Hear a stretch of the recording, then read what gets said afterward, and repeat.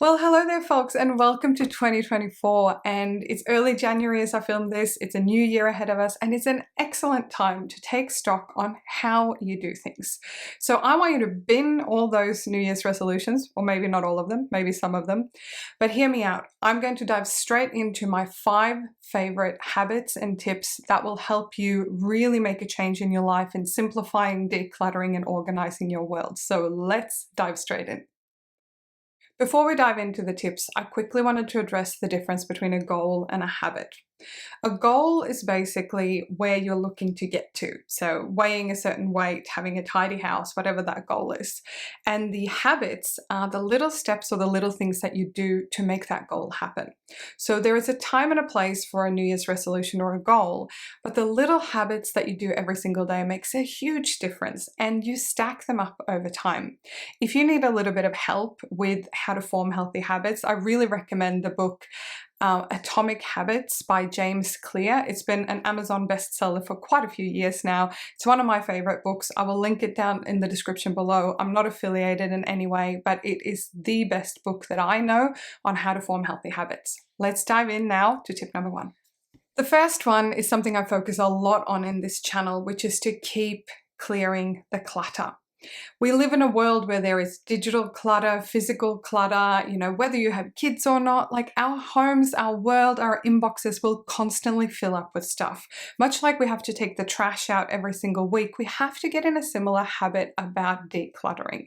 So I've been a self-proclaimed minimalist for a really long time now, but I still declutter. You've seen my quarterly declutter videos, which I will link up here as well as below if you need some inspiration. But essentially, it is a habit we have to keep doing. So every time I look at a space that's messy or I'm feeling frustrated about not finding things, I do lean on that habit. I have a decluttering playlist as well, which I will link below for you if you need some help to get started.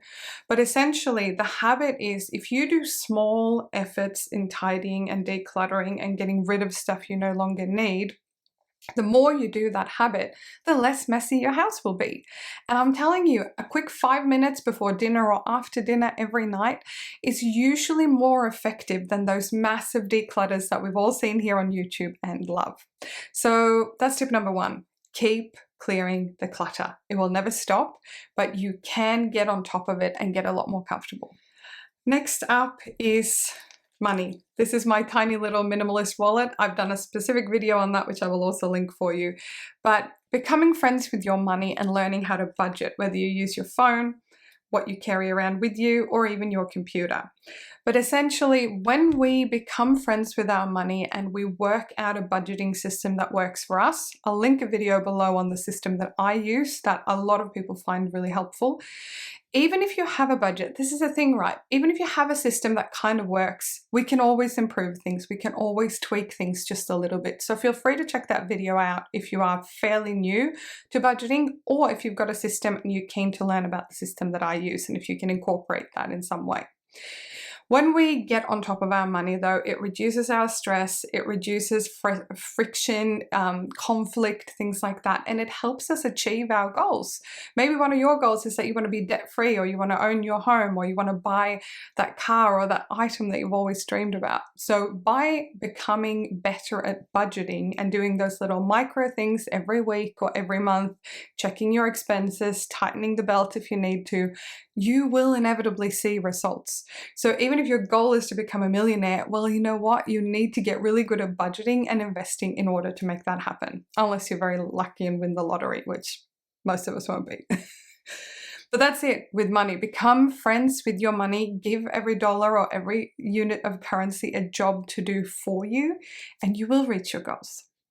Number 3 is to meal prep at least half of your meals. We're living in a time now where money is tight for a lot of people, and meal prepping has so many benefits. It helps you waste less food. It helps you stretch every dollar a little bit further. It helps you eat healthier, because when you have something healthy-ish with you, you are less likely to stop in the drive-thru.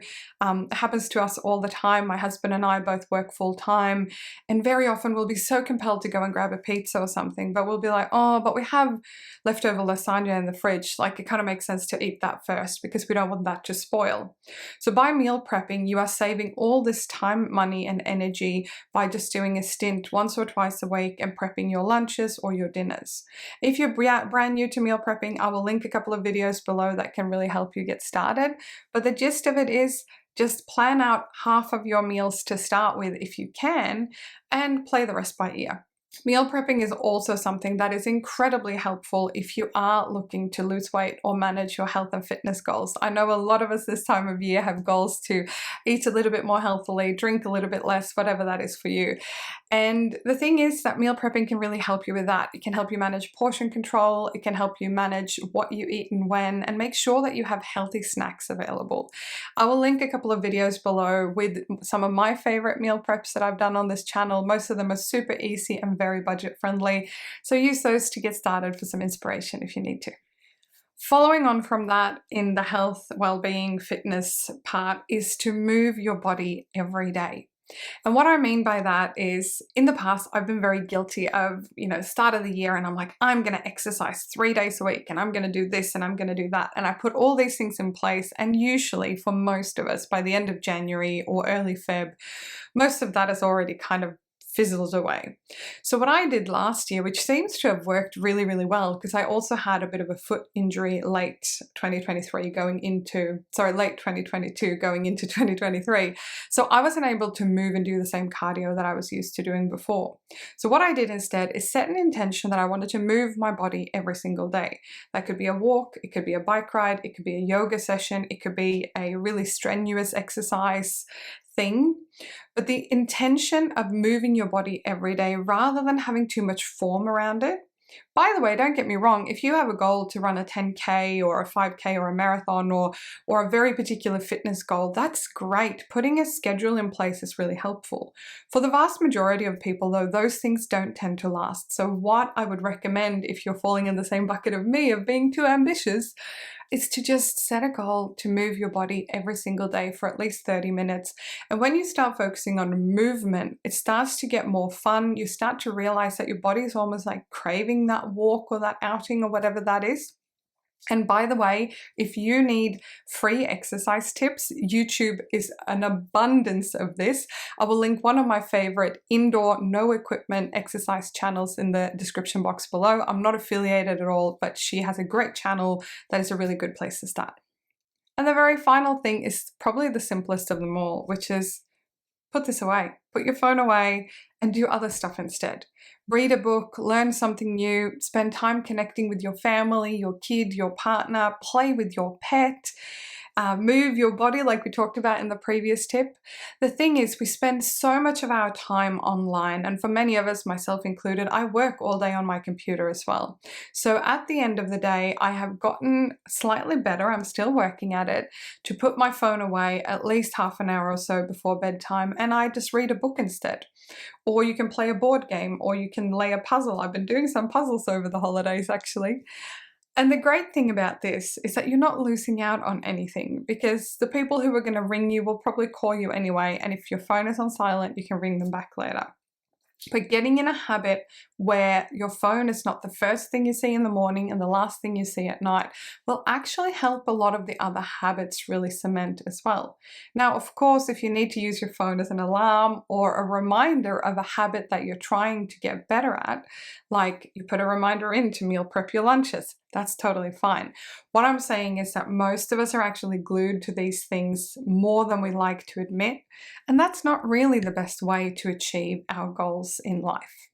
So those are my favorite tips and habits that I try to focus on more often than I don't. And the reality is, and I love this from one of the channels here on YouTube, talking about 1 hour better. one little step better, one little step towards the person that you want to be and the life that you want to have. And these 5 things are not mutually exclusive. You can see how they feed into each other as well. But what I would love to know is what your favorite habits or focus areas are. Feel free to leave them down below in the description box. And if you haven't already, give this video a thumbs up. It really helps out my channel. I've got a decluttering video coming up for you all, so make sure you subscribe, and I look forward to see you in the next video.